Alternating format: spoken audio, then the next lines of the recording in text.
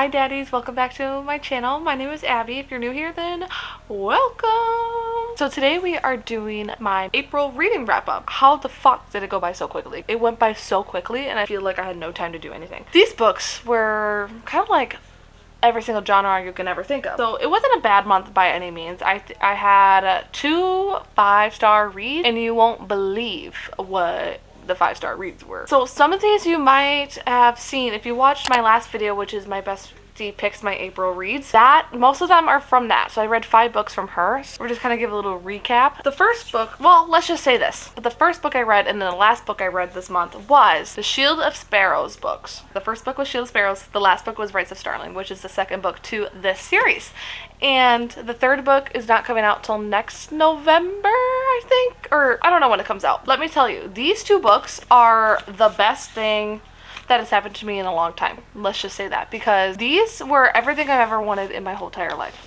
So this series follows a girl named Odessa, and she is this princess in the city of Quintus, I think. Her being like, I have to come to my sister's wedding, like or like this arrangement for her to sign this contract. Turns out it's actually her who signs this contract into this guy named Xavier, who is the prince of Tura, which is another kingdom. She has to travel to Tura and like be a spy for her father to figure out where this hidden city is in Tura. The whole first book is her like fighting and learning how to become a better warrior and fighter in general, and her trying to find out the secrets of Tura. You learn about all these different types of monsters, and you learn about this infection that's going on, and you meet lots and lots of characters, which I love. I love the world building.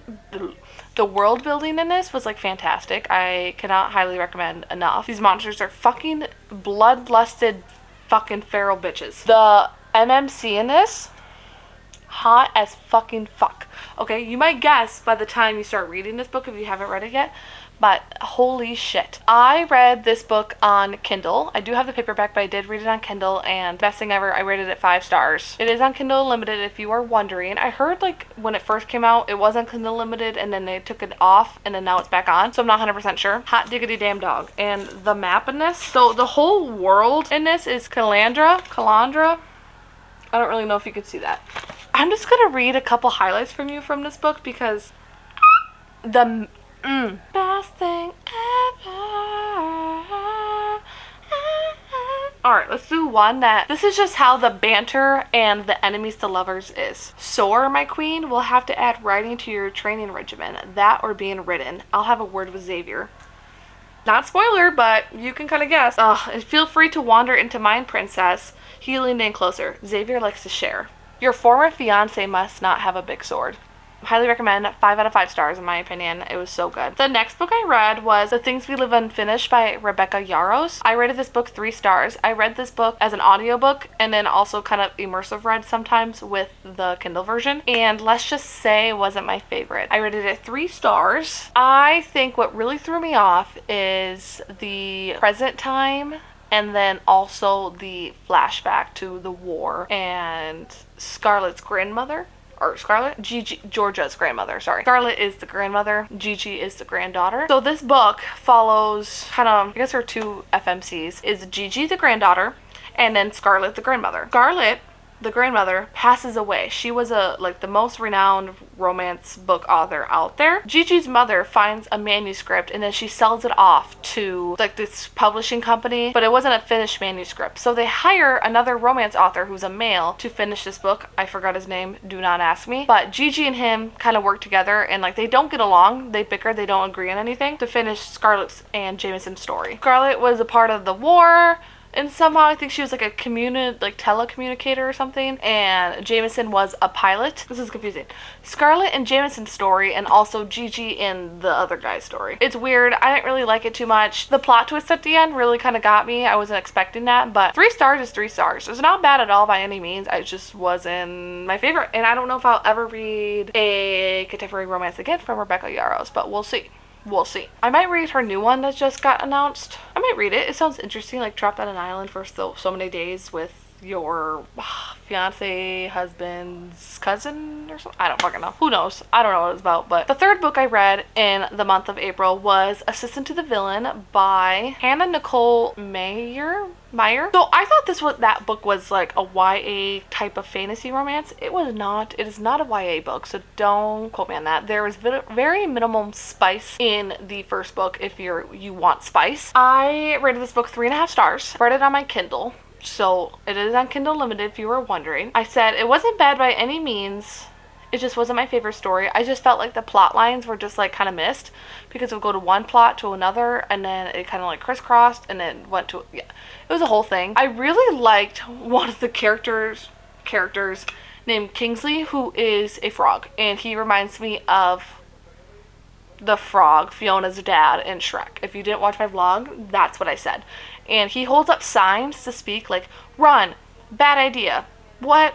You know, things like that. I think it's the funniest thing ever. If you like those funny side characters, I highly recommend. It's basically like Black Cat, the main MMC, and then a golden retriever thing. She is his assistant and he is the villain who the people of this city or kingdom, I think, is trying to catch, but no one knows what he looks like, and he has like this secret business thing. So she is his assistant, and slowly they start falling in love. Let's just say that. I don't think I will continue the series, but we will see in the future because I can't guarantee anything right now. The next book I read in the month of April was The Family Upstairs. So let's just be frank. I don't like thriller. I just find it very, not predictable, but predictable, and I feel like I get bored. There's not a lot of like anything going on in my opinion. I guess maybe I just haven't picked up the right thriller book. This book, The Family Upstairs, is by Lisa Jewell, and this is my friend Abby's favorite thriller author, I believe. And I said, okay, we'll give it a chance. I read this book 3.75. I wasn't mad about it. I wasn't mad at all. The plot twist kind of got me. I had some theories and I was correct about them. So that makes me feel really, really good. So it's kind of confusing. So there's multiple POVs, I guess what you would call it. So like one POV is like him. What? Just let me be. What? Oh my god, what does he want? I'm recording. Sorry, my boyfriend wanted me in the bathroom for some reason. I don't know why. It's kind of hard to explain. There's like multiple chapters or like POVs of people, and you follow this one girl who lives in like England, and then another girl who, I don't know. It's confusing. I can't really say much about it without spoiling it. So basically this girl inherits this house who's from her biological mother, and she has no idea who she is, no idea what her story is. And then when she gets it from the guy who gives it to her, like the lawyer or whatever, she finds this like news clipping, or he gives her this news clipping about the house and like the rumors about it and all this stuff. So she's kind of like she's like, oh, I don't want it, but then she hears someone upstairs kind of thing. It's weird. It's very weird. It's not bad. It gets a little confusing because there's so many characters in it that you kind of have to keep track of. It doesn't say like, oh, the past, the present, this. So you really have to pay attention to it. 3.75 stars. And I read this book on Kindle. Ooh, this book was not one of my favorites, but it was definitely different because I never read this author before. But I read Just for the Summer by Abby Jimenez, and my boyfriend and I just got back from Nadia Cakes, which is her cupcake shop. So check out my TikTok to see that little vlog type thing. I took a video inside the... Anyways, I read Just for the Summer, and which I really liked because it was based off in Minnesota, like the Minneapolis area. And I grew up in Minnesota, so I know a lot of these places. So it makes me feel like, oh my gosh, I know what she's talking about. Oh my god, I know where these characters are. Blah, blah, blah, blah, blah.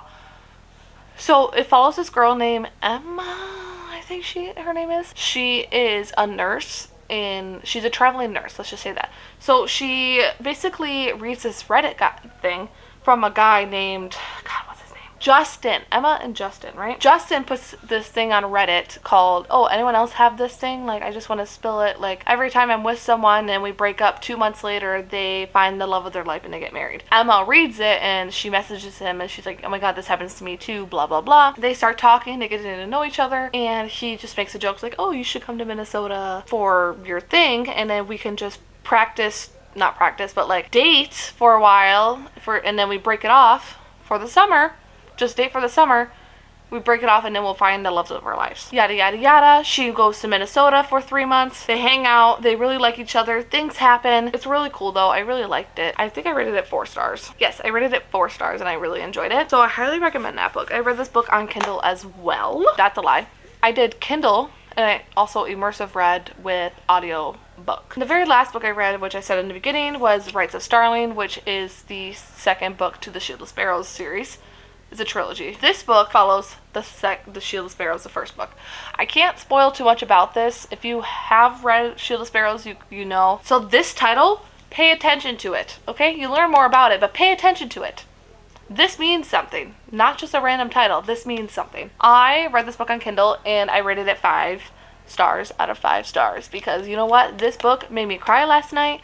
It was the emotions, the plot twist, was not expecting it, okay? You get the main MMC in the first part of the first chapter of the book, okay? And then, because the first book ends off with a cliffhanger, obviously.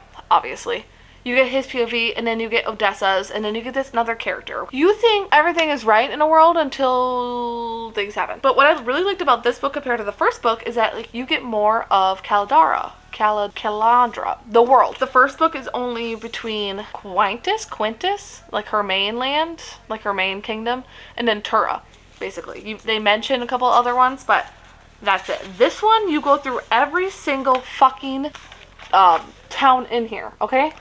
You go through Tura, Ozarth, Lane, Genesis, and Quintus. So it's crazy. You kind of get more details about the world, which is awesome. You meet a lot more characters, which I loved every single character in here. You get a lot of the old ones. Even for a brief second, you get a lot of the old ones. The monsters, again, crazy. You kind of get this another world, too, if you think about it. But I'm not going to spoil too much about it, but hella read. That's all I gotta say. Because what the fuck? Overall, I read 6 books, and I think that was a pretty good fucking month in my opinion. We are at 22 books for the year, which I feel like I'm a little behind. I think I'm 1 book behind, but it's not bad. The book I'm currently reading for May is Brought for Bride because I just need a little palate cleanser, but that's the plan. That's the plan. Daddies, I hope you enjoyed watching this video, and I hope to see you guys in the next one. Bye!